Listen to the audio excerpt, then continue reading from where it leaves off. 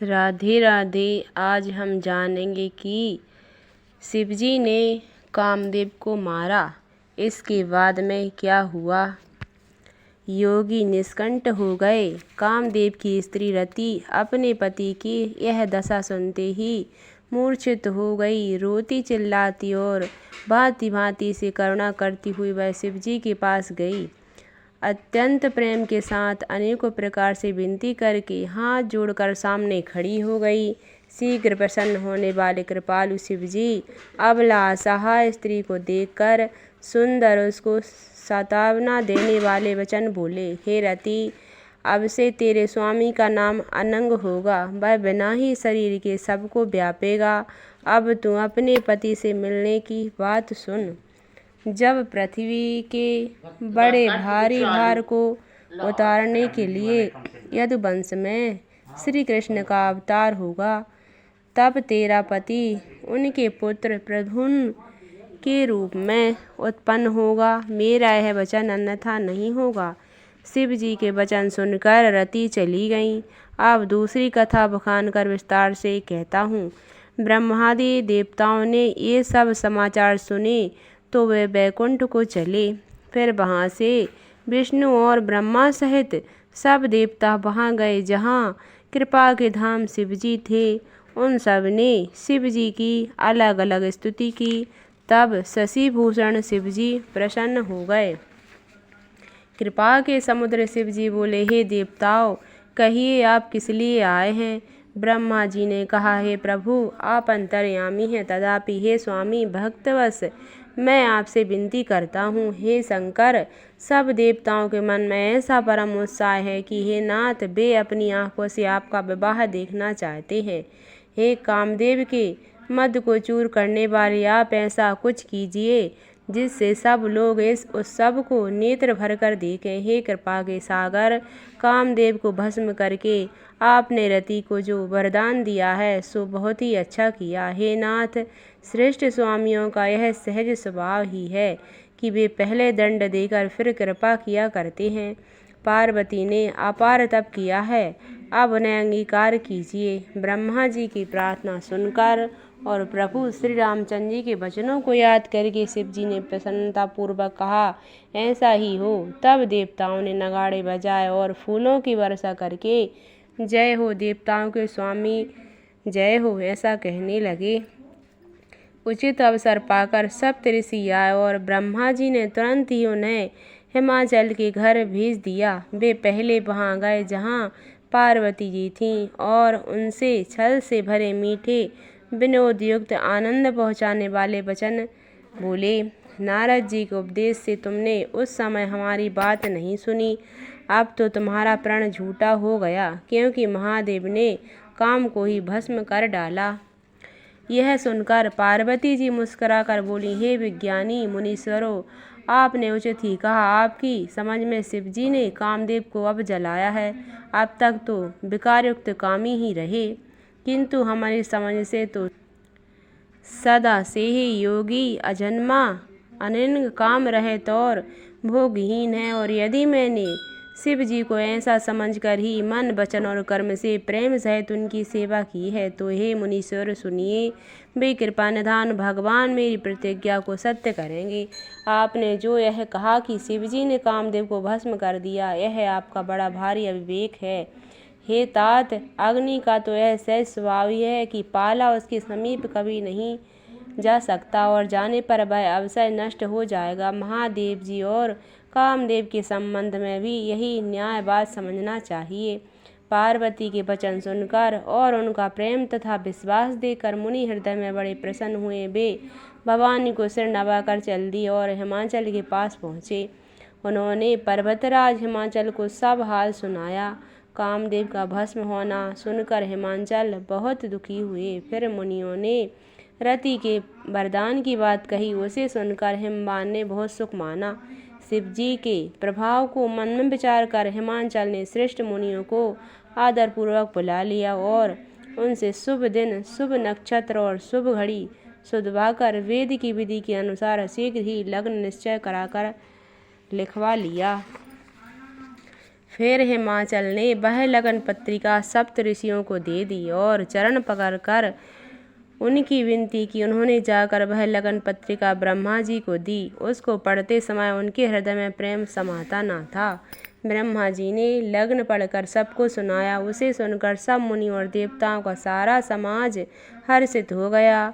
आकाश से फूलों की वर्षा होने लगी, बाजे बजने लगे और दसों दिशाओं में मंगल कलश सज दिए गए। सब देवता अपने भांति भांति के वाहन और विमान सजाने लगे। कल्याणप्रद मंगल सगुन होने लगे और अप्सराएं गाने लगीं। शिव जी के गण शिव जी का श्रृंगार करने लगे। जटाओं का मुकुट बनाकर उस पर सांपों का मोर सजाया गया।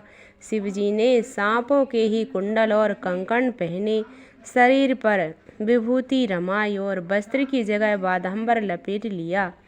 शिव जी के सुंदर मस्तक पर चंद्रमा, सिर पर गंगा जी, 3 नेत्र, सांपों का जनेऊ, गले में विष और छाती पर नरमुंडों की माला थी। इस प्रकार उनका भेष अशुभ होने पर भी वे कल्याण के धाम और कृपालु हैं। एक हाथ में त्रिशूल और दूसरे में डमरू शोभित है। शिवजी बैल पर चढ़कर चले, बाजे बज रही हैं। शिवजी को देखकर देवांगनाएं मुस्कुरा रही हैं और कहती हैं कि इस वर की योग्य दुल्हन संसार में नहीं मिलेगी।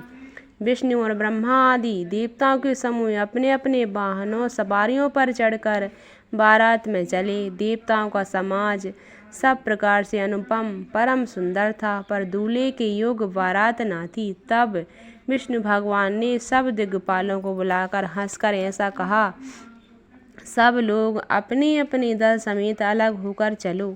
वर हे भाई, हम लोगों की यह बारात वर के योग्य नहीं है, क्या पराए नगर में जाकर हंसी कराओगे? विष्णु भगवान की बात सुनकर देवता मुस्कुराए और अपनी अपनी सेना सहित अलग हो गए। महादेव जी यह देखकर मन ही मन मुस्कुराते हैं कि विष्णु भगवान के व्यंग्य वचन नहीं छूटते। अपने प्यारे विष्णु भगवान के इन अति प्रिय वचनों को सुनकर शिव जी ने भृंगी को भेजकर अपने सब गणों को बुलवा लिया। शिव जी की आज्ञा सुनते ही सब चले आए और उन्होंने स्वामी के चरण कमलों में सिर नवाया।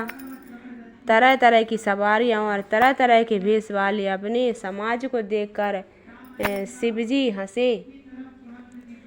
कोई बिना मुख का है, किसी के बहुत सी मुख हैं, कोई बिना हाथ पैर का है और किसी के कई हाथ पैर हैं, किसी के बहुत आँखें हैं तो किसी के एक भी आँख नहीं है, और कोई बहुत मोटा ताजा है और कोई बहुत ही दुबला पतला है, कोई बहुत मोटा, कोई पवित्र और कोई अपवित्र भेष धारण किए हुए, भयंकर गहने पहने, हाथ में कपाल लिए और सबके शरीर में ताज़ा खून लपेटे हुए गधे, कुत्ते, सुअर और सियार से उनके मुख हैं। गणों के अनगिनत भेषों को कौन गिने। बहुत प्रकार के प्रेत, पिशाच और योगिनियाँ की जमातें हैं, उनका वर्णन करते नहीं बनता। भूत प्रेत नाचते और गाते हैं, वे सब बड़े मौजी हैं, देखने में बहुत ही बेढंगे जान पड़ते हैं और बड़े ही विचित्र ढंग से बोलते हैं। जैसा दूल्हा अब वैसी ही बारात बन गई। मार्ग में चलते हुए भांति भांति के कौतुक तमाशे होते जाते हैं। इधर हिमाचल ने ऐसा विचित्र मंडप बनाया कि जिसका वर्णन नहीं हो सकता। जगत में जितने छोटे बड़े पर्वत थे जिनका वर्णन करके पार नहीं मिलता, तथा जितने वन, समुद्र, नदियाँ और तालाब थे, हिमाचल ने सबको न्योता भेजा। वे सब अपनी इच्छानुसार रूप धारण करने वाले सुंदर शरीर धारण कर सुंदरी स्त्रियों और समाजों के साथ हिमाचल के घर गए। सभी स्नेह सहित मंगल गीत गाते हैं। हिमाचल ने पहले ही बहुत से घर सजवा रखे थे। यथायोग उन स्थानों में सब लोग उतर गए। नगर की सुंदर शोभा देखकर ब्रह्मा जी की रचना चातुर्य भी तुच्छ लगती थी। नगर की शोभा देखकर ब्रह्मा की निपुणता सचमुच तुच्छ लगती है। वन, बाग, कुएं, तालाब, नदियाँ सभी सुंदर हैं, उनका वर्णन कौन कर सकता है। घर घर में बहुत से मंगल सूचक तोरण और ध्वजा पताकाएं शोभित हो रही हैं। वहाँ के सुंदर और चतुर स्त्री पुरुषों की छवि देखकर मुनियों के भी मन मोहित हो जाते हैं। जिस नगर में स्वयं जगदम्बा ने अवतार लिया, क्या उसका वर्णन हो सकता है। वहाँ रिद्धि सिद्धि संपत्ति और सुख नित्य नए बढ़ते जाते हैं। बारात के नगर के निकट आए सुनकर नगर में चहल पहल मच गई, जिससे उसकी शोभा बढ़ गई। अगवानी करने वाले लोग बनाव श्रृंगार करके तथा नाना प्रकार की सवारियों को सजाकर आदर सहित बारात को लेने चले। देवताओं के समाज को देखकर सब मन में प्रसन्न हुए और विष्णु भगवान को देखकर तो बहुत ही सुखी हुए, किंतु जब शिव जी के दल को देखने लगे तब तो उनके सब वाहन सवारियां के हाथी घोड़े रथ के बैल आदि डरकर भाग चले। कुछ बड़ी उम्र के समझदार लोग धीरज धरकर वहां डटे रहे। लड़के तो सब अपने प्राण लेकर भागे। घर पहुंचने पर जब माता पिता पूछते हैं तब वे भय से कांपते हुए शरीर से ऐसा वचन कहते हैं, क्या कहें, कोई बात कही नहीं जाती। यह बारात है या यमराज की सेना? दूल्हा पागल है और बैल पर सवार है। सांप कपाल और राख ही उसके गहने हैं। दूल्हे के शरीर पर राख लगी है, सांप और कपाल के गहने हैं। वह नंगा जटाधारी और भयंकर है। उसके साथ भयानक मुख वाले भूत प्रेत पिशाच योगिनियाँ और राक्षस हैं। जो बारात को देखकर जीता बचेगा सचमुच उसके बड़े ही पुण्य हैं और वही पार्वती का विवाह देखेगा। लड़कों ने घर घर यह बात कही। महेश्वर शिवजी का समाज समझकर सब लड़कों के माता पिता मुस्कुराते हैं। उन्होंने बहुत तरह से लड़कों को समझाया कि निडर हो जाओ, डरने की बात नहीं है। अगवान लोग बारात को लिवा लाए। उन्होंने सबको सुंदर जनवासे ठहरने को दिए। मैना पार्वती की माता ने शुभ आरती सजाई और उनके साथ ही स्त्रियां उत्तम मंगल गीत गाने लगीं। सुंदर हाथ में सोने का थाल शोभित है। इस प्रकार मैना हर्ष के साथ शिवजी का परिछन करने लगी। जब महादेव को भयानक वेश में देखा तब तो स्त्रियों के मन में बड़ा भारी भय उत्पन्न हो गया। बहुत ही डर के मारे भागकर वे घर में घुस गईं और शिवजी जहाँ जनवासा था वहाँ चले गए। मैना के हृदय में बड़ा दुख हुआ। उन्होंने पार्वती जी को अपने पास बुला लिया और अत्यंत स्नेह से गोद में बैठाकर अपने नील कमल के समान नेत्रों में आंसू भरकर कहा, जिस विधाता ने तुमको ऐसा सुंदर रूप दिया उस मूर्ख ने तुम्हारे दूल्हे को बावला कैसे बनाया। जिस विधाता ने तुमको सुंदरता दी उसने तुम्हारे लिए बर बावला कैसे बनाया। जो फल कलवृक्ष में लगाना चाहिए वह जबरदस्ती बबूड़ में लग रहा है। मैं तुम्हें लेकर पहाड़ से गिर पड़ूंगी, आग में जल जाऊंगी या समुद्र में कूद पड़ूंगी। चाहे घर उजड़े जाए और संसार भर में उपकीर्ति फैल जाए, पर जीते जी मैं इस बावले बर से तुम्हारा विवाह नहीं करूंगी।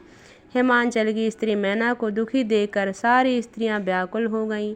मैना अपनी कन्या के स्नेह को याद करके विलाप करती, रोती और कहती थी, मैंने नारद का क्या बिगाड़ा था, जिन्होंने मेरा बसता हुआ घर उजाड़ दिया और जिन्होंने पार्वती को ऐसा उपदेश दिया कि जिसने उसने बावले वर के लिए तप किया। सचमुच उनके ना किसी का मोह है, ना माया है, ना उनके धन है, ना घर है और ना स्त्री ही है। वे सबसे उदासीन, इसी से वे दूसरों का घर उजाड़ने वाले हैं। उन्हें ना किसी की लाज है, ना डर है। भला बांझ स्त्री प्रसव की पीड़ा को क्या जाने। माता को विकल देकर पार्वती जी विवेक युक्त कोमल वाणी बोली, हे माता, जो विधाता रच देते हैं वह टलता नहीं है। ऐसा विचार कर तुम सोच मत करो। जो मेरे भाग में बावला ही पति लिखा है तो किसी को क्या दोष लगाया जाए। हे माता, क्या विधाता के अंक तुमसे मिट सकते हैं।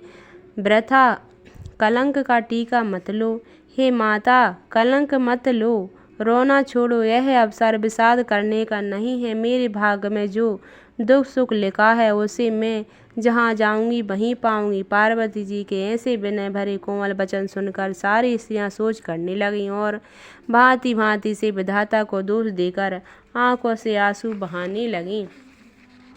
इस समाचार को सुनते ही हिमाचल उसी समय नारद जी और सब ऋषियों को साथ लेकर अपने घर गए। तब नारद जी ने पूर्व जन्म की कथा सुनाकर सबको समझाया और कहा कि हे मैना, तुम मेरी सच्ची बात सुनो। तुम्हारी यह लड़की साक्षात जगत जननी भवानी है।